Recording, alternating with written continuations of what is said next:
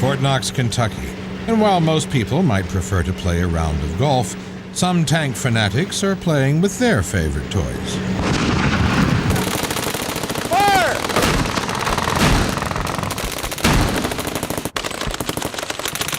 I can't see owning one if I can't take it out and play with it and run it. I don't collect anything that I can't shoot or I can't run. This is John Shoup. He's a civilian, and this is his hobby. John owns 2 M5A1 Stuart tanks worth over $100,000. Beautiful. A machine gun enthusiast from Missouri, John has brought his tanks to Fort Knox for a weekend of war games.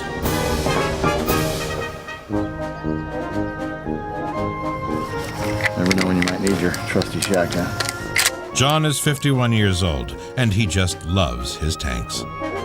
He's part of the 14th Armored Division, a group of civilian hobbyists whose idea of fun is to blast thousands of shells at each other. In that area. You need to fight from that area, to die in that area, and once the tank stops... John and his buddies carry out battle reenactments every couple of months, but big events like this only take place twice a year.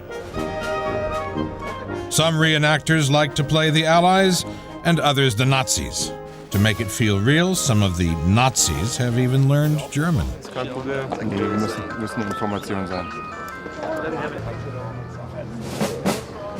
This is a big operation.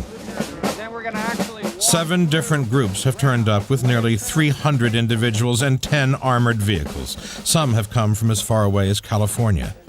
Anyone can come and play, as long as they have a tank or some other suitable military hardware like a M5A1. The M5A1 Stuart is a lightweight and fast tank, armed with a 37mm main gun and 3 30-caliber machine guns. They were used by Patton's Third Army after the Normandy landings and achieved great success in North Africa during the Desert Campaign against Rommel. John might own 2 of the 14th Armored Division's tanks, but the man who maintains them is excitable tank nut Tim Garrett. Hey, you stupid good for nothing! Look what you're doing! Tim's also the platoon leader and will be in charge of the unit's 4 tanks in battle. This is no cheap hobby. Today's battle involves over $1 million worth of vintage hardware. And it's not like they can drive down to the local auto repair shop to fix a fender if they have a crash. Right, I control the whole unit as much as I can in order to ensure that we don't have difficulties with the tanks doing anything unrealistic or, more importantly, unsafe. We've never run one tank into another. We don't know what it would do, but it couldn't be good. I'm responsible for a lot of the guns because I own them and I maintain them. So if they, and a lot of the guys in our unit are not gun guys. We're gonna go hot here for a second. Okay, that took care of that one. This is a serious business, and wives and partners have to learn to join the party or get used to being home alone. This is my wife, Pam. She's operated in the loader position, the bow gunner position, and the driver position of the tank. She's fully qualified. She knows how to operate the radios and the intercoms, and she mechanics with us every Tuesday night on tank night. Most help I do with the mechanics is just mostly hand tools, clean things. I haven't run into another woman that can handle a machine gun quite like Pam. There are times when I call her for help when my machine gun won't operate properly because she's better at breaking them down than a lot of the people that I've met. Now that's true love. Okay, stand by. For John, his tanks are more than museum pieces. Fire in the hole! There's the guys that restore these things to just the ultimate detail. Those guys will not bring their vehicles out and run on an event like this. They look pretty good. They sit static, they never run, and so consequently they're not able to run like we do. And then there's the utility guys. We're utility guys. We restore them, we get them to as close as we can possibly get to being absolutely correct. They're mechanically sound, and we can actually take them out and run them hard. And we use them like they did in World War II.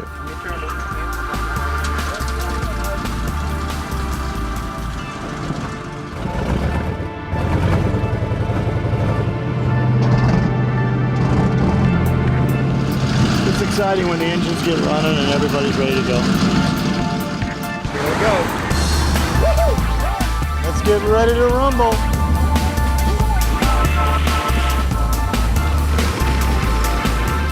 The war has begun. Mock battles can still be a deadly game. Although they're not using live rounds, the blast from a blank fired from the M5A1's cannon can cause severe burns. There are always medics on hand, and fortunately for the 14th, they've never had an accident. This is not exactly your average day out. This is all about noise, smoke, and guns. The 14th Armored Division is taking on a sizable German force, which includes a powerful tank destroyer, the Hetzer. The reenactment will play out like a real battle. The M5A1s deploy on a reconnaissance mission to locate the German armor. Ah, there he is. He's in the woods. The strategy is simple. A full-scale assault followed by a mop-up exercise. But things don't go to plan. The first blood goes to the Germans.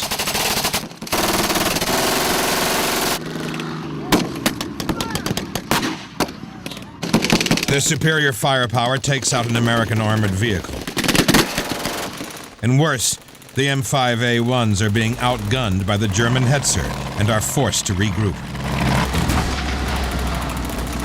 Let's go! Let's go! Let's go! Back her up, Mike. Straight on.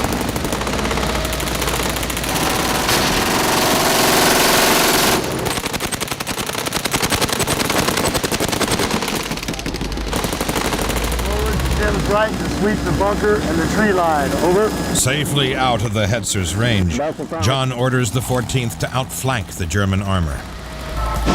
We're going to be lead tank now, Mike, so you just take the lead and go with it. You know where to go.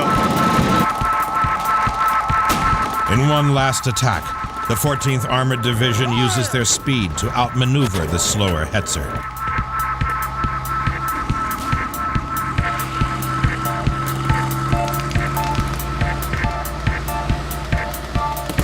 Gunner, target that Hetzer and fire!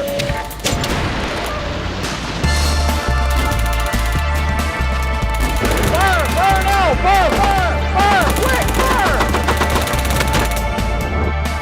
Fire! A staggering 30,000 rounds of ammo later, and the 14th Armored Division is victorious. Pretty much accomplished our mission at this point. War games don't come cheap. The 14th Armored spent around $28,000 on this event alone. We had real good luck. Our hydraulics worked great. Our interphones worked really good.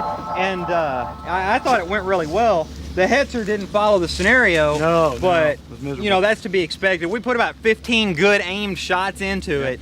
I thought that went really well. Good. What do you think? I think it went great. I think we're getting the hang of it. I think it went great. And I just took off ahead of you guys because I thought you guys were wasting time. I was glad that you did. Everybody's got to have initiative. You know, when in doubt, attack the enemy. After their day of fun, the unit starts the long process of cleaning up. If they leave any of the corrosive residue in the barrels, they could become damaged and stop firing. When you lay that gun across a German vehicle and squeeze off a couple of quick main gun rounds, or fire the coax into a large group of German infantry, particularly the ones that are reenacting as SS, there's no better feeling than that. That's one of the things I like about reenacting American United States Army armor, is that we know what side we're on, we know we're fighting the good fight, and I'm much more comfortable with that than I would be anything else. Tim's the spark plug. He's the guy, keeps everybody moving. He has the big vision, you know, and he's kind of the spark plug of the unit, so. Yeah, get some! And the unit needs that. We need somebody that can do that. There's a huge adrenaline rush because you get the smells, the sounds, and the feeling of battle. You get the bruises, you get the sounds through your communication gear, the smell of the shells that are going off. It's all there. It's as real as you're going to get without actually getting shot. And the uniforms and all the authentic equipment bring you to the point where you are there. But for John, it's nothing to what tank commanders face during real combat. I don't think we can ever approximate what deadly fire is really about. Facing a dedicated enemy with usually a lot of bigger guns than you've got. I don't think we could ever recreate that.